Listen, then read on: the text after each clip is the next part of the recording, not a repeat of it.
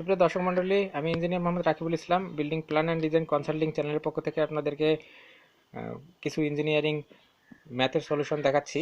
তো আমাদের এরপর এই পার্টে আর কি যে জিনিসটা আপনাদেরকে দেখাবো সেটি হচ্ছে আরেকটি বিম, এটির এসএফডি এবং বিএমডি অঙ্কন করে নেবেন। তো এর জন্য কীভাবে এটি আপনারা সলভ করবেন আমি আপনাদেরকে সুন্দরভাবে সেটি দেখাবো। দেখেন, প্রশ্নে বলা আছে যে বিমটির শিয়ার ফোর্স বেন্ডিং মোমেন্টের চিত্র অঙ্কন করুন এবং বিমটিতে সর্বোচ্চ বেন্ডিং মোমেন্টের মান নির্ণয় করুন। সর্বোচ্চ বেন্ডিং মোমেন্ট কত সেটি কিন্তু উত্তরে লিখে দিতে হবে। তো এখানে দেখেন একটি বিম দেওয়া আছে, উপর থেকে চাপ দিচ্ছে 10 কিলো নিউটন পয়েন্ট লোড, এখান থেকে রিয়াকশন বি, রিয়াকশন ডি এবং উপর থেকে 5 কিলো নিউটন পার মিটার একটি কিন্তু বিস্তৃত লোড আছে। আর এখানে ডিস্টেন্স দেখেন 6 মিটার, 5 মিটার এবং 4 মিটার, তিনটা ডিস্টেন্স আছে। প্রথমেই কাজ হবে যে বিমটি কিন্তু আপনারা খাতায় অঙ্কন করে নেবেন। অঙ্কন করে নেওয়ার ফলে এখানে কিন্তু সুন্দরভাবে বুঝতে পারবেন। এখানে এই দেখেন একটি ভুল মান ডাব্লিউ লেখা আছে, এটি কিন্তু এন হবে। তো এইভাবে আপনারা এটি ঠিক করে নেবেন। নেওয়ার পরে আরবি এই পয়েন্টে কিন্তু আপনারা জিরো ধরবেন, অর্থাৎ সামেশন আরবি ইকুয়াল জিরো, অর্থাৎ আমাদের যে এই পয়েন্টে এমবি অর্থাৎ আমাদের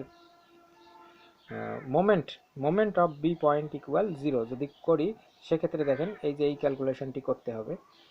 10 মাইনাস 10 ইন্টু 6, এই দেখেন মাইনাস 10 ইন্টু 6, এটা অ্যান্টি ক্লকওয়াইজ চলে আসলো। তারপরে প্লাস 5 ইন্টু 4, এই দেখেন plus 5 into 4 into distance 5 plus 4/2, এই দেখেন 5 প্লাস 4/2।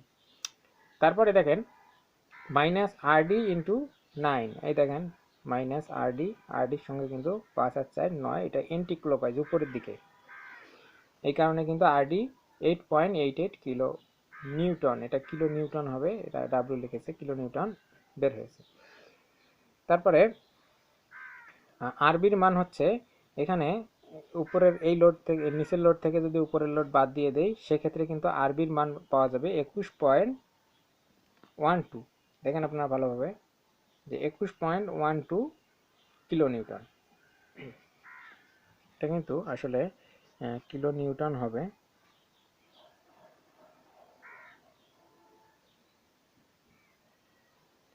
কিলো নিউটন হবে। তো এইভাবে কিন্তু আরডি এবং আরডির মান পাওয়া গেল। তো এবার আসি আমরা ডায়াগ্রামে।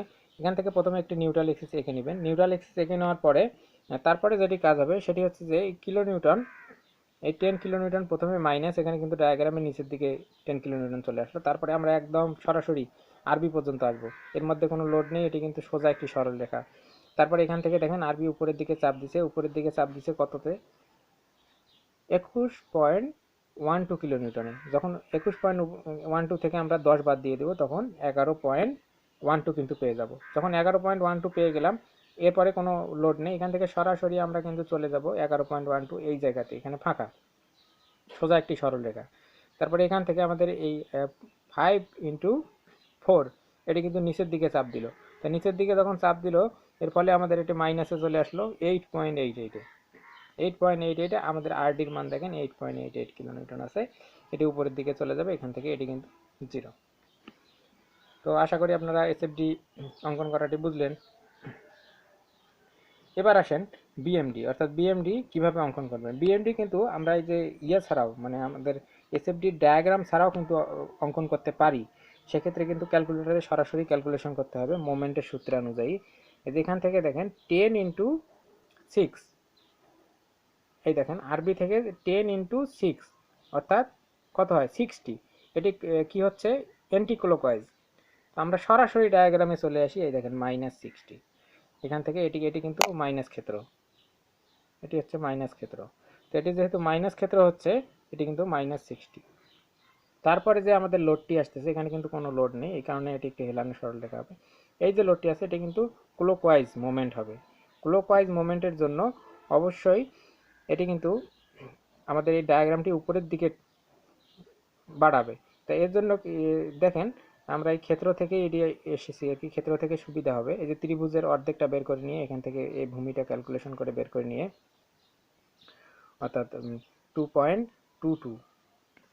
হ্যাঁ, আমি আপনাদেরকে এই জিনিসটি ক্যালকুলেশন করাও দেখিয়ে দিচ্ছি। এটি হচ্ছে আমাদের এই যে সর্বোচ্চ লোড, সর্বোচ্চ লোড এই পয়েন্টে আমাদের কত, 11.12। 11.12কে যদি 5 দ্বারা ভাগ করি তাহলে কিন্তু আমরা এই মানটি পেয়ে যাব। এখানে দেখেন 2.22 কিন্তু এই ত্রিভুজের ভূমি পাওয়া গেছে। তারপরে এই 4 থেকে যদি আমরা 2.22 বাদ দেই তখন কিন্তু 1.78 পাবো। তাহলে সহজ বুদ্ধি কিভাবে আপনারা এই ডেঞ্জারাস পয়েন্টটি ক্যালকুলেশন করবেন, এজন্য এই 11.12 সর্বোচ্চ লোড ভাগ এই বিস্তৃত লোডের মান দিলে কিন্তু প্রথমের অংশটি পাবেন। প্রথমের অংশ থেকে পরের অংশটিকে বাদ দিলেই কিন্তু এই ডিস্টেন্সটি পেয়ে যাবেন। আর এটি হচ্ছে হাফ গুণন ভূমি গুণন উচ্চতা ক্ষেত্রফল। তো এটি যেহেতু পজিটিভ ক্ষেত্রফল আছে, তো এটি যে পজিটিভ ক্ষেত্রফলের জন্য এখান থেকে কিন্তু এটি এই ত্রিভুজের ক্ষেত্রফলটি এর সঙ্গে কিন্তু যোগ হয়ে যাবে। যোগ হয়ে যাওয়ার ফলে যেটা মান পাওয়া যাবে সেটা কিন্তু 7.94। তার পরবর্তীতে আসেন এখান থেকে এটি মাইনাস ক্ষেত্র। তো এটা মাইনাস ক্ষেত্র যেহেতু করতে হবে সেহেতু এখানকার যে মাইনাস মানটি আছে 1.78 হাফ গুণন 8.88, এটার সঙ্গে গুণ দিলেই কিন্তু আপনারা এই মানটি পেয়ে যাবেন। দেখা যাবে সেটির মানও কিন্তু -7.94 হবে, সেটি জিরো বিন্দুতে মিলে যাবে। তো এইভাবেই কিন্তু আপনারা বিএমডিটা সুন্দরভাবে ক্যালকুলেশন করে নিতে পারেন বা বিএমডিটা এঁকে দেখাতে পারেন। তো এই হচ্ছে আমাদের এসএফডি এবং বিএমডির মান এবং কোন লোড কোন পয়েন্টে কীভাবে কাজ করে, এই জিনিসগুলো কিন্তু অবশ্যই স্ট্রাকচারাল ডিজাইনের ক্ষেত্রে অত্যন্ত জরুরি। দেখা যাবে ই ট্যাবস বা অন্যান্য বিভিন্ন লোড ক্যালকুলেশন সফটওয়্যারে কিন্তু আপনাদেরকে বিমের বিভিন্ন পয়েন্টে এই ধরনের মোমেন্টের মান বসাতে হবে। সেগুলো বসিয়ে সেখান থেকে কি পরিমাণ লোড পাওয়া যাবে, সেখানে কি পরিমাণ রিইনফোর্সমেন্ট ব্যবহার করতে হবে, রডের ডিজাইন কি পরিমাণ রড সেখানে ব্যবহার করতে হবে, অবশ্যই কিন্তু সেক্ষেত্রে অনেক গুরুত্বপূর্ণ। তো আশা করা যায় আপনারা যদি এগুলো বুঝতে পারেন তো পরবর্তীতে খুব সহজেই সেগুলো সমাধান করতে পারবেন। আর আমি ওই ম্যাথগুলো আপনাদেরকে সমাধান দেওয়ার চেষ্টা করব যে ম্যাথগুলোর মধ্যে আপনাদের যে রডের ক্যালকুলেশনটি পেয়ে যাবেন, মানে কোথায় কি পরিমাণে কয়টি রড ব্যবহার করতে হবে, কত মিলি রড ব্যবহার করতে হবে, বিমের সেকশন কীরকম হবে, সেগুলো ভিডিও পেতে অবশ্যই আমাদের চ্যানেলটি সাবস্ক্রাইব করে রাখুন। আর ভিডিওতে লাইক কমেন্ট এবং শেয়ার করুন। আর কোনো কিছু বুঝতে অসুবিধা হলে অবশ্যই কমেন্টে জানাবেন, আমি সেটি সলিউশন আপনাদেরকে দেওয়ার চেষ্টা করব। ভিডিওটি দেখার জন্য আপনাদেরকে অসংখ্য ধন্যবাদ। Good bye.